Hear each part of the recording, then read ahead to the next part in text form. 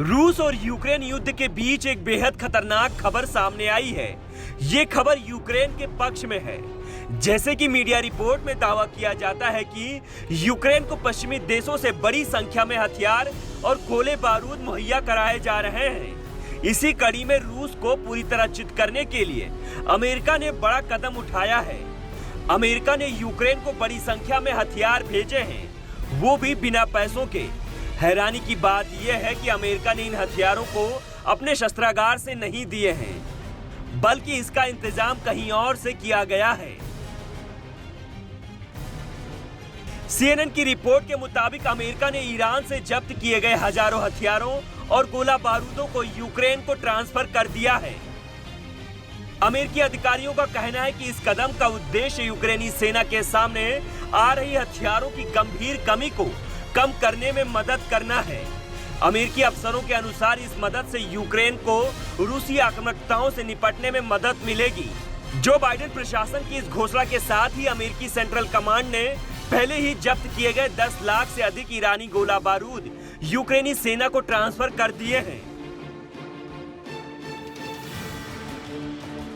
America की तरफ से जारी बयान में कहा गया है कि ईरान के खिलाफ न्याय विभाग में कानूनी लड़ाई लड़ी थी।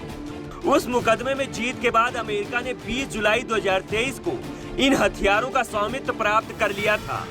इसके साथ ही ईरान के 10 लाख से ज्यादा गोलियां, रॉकेट लॉन्चर, ग्रेनेड और राइफलों को जब्त किया गया था। इन हथियारों को अमेरिकी नेवी ने उस वक्त जब्त किया था जब एक ईरानी जहाज 19 दिसंबर 2022 को उन्हें लेकर यमन की ओर जा रहा था। अमेरिका की जो बाइडेन प्रशासन ने कहा कि संयुक्त राष्ट्र संघ के प्रतिबंधों का उल्लंघन करके ईरान इन हथियारों को अवैध तरीके से यमन के विद्रोहियों को भेज रहा था, जिसे खुफिया सूचना मिलने के बाद अमेरिकी नेवी ने छापा मारकर जब्त किया था। बाइडेन प्रशासन पिछले कई महीनों से इस बात पर विचार कर रहा था कि इन हथियारों को कानूनी रूप से यूक्रेन को कैसे भेजा जाए। अमेरिका की तरफ से ये खतरनाक हथियार मिलते ही यूक्रेन और भी आक्रामक हो जाएगा। फिलहाल जानकारी के लिए बता दें कि अभी हाल ही में यूक्रेन ने रूस पर अब तक का सबसे बड़ा ड्रोन हमला किया था। रूसी रक्षा मंत्रालय की तरफ से जारी बयान के मुताबिक यूक्रेन ने रूस पर एक के बाद एक 31 ड्रोन हमले किए थे।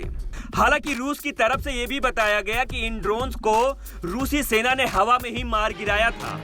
बीते 20 महीनों से रूस और यूक्रेन के बीच भीषण जंग जारी है, लेकिन अभी तक कोई परिणाम नहीं निकल पाया है।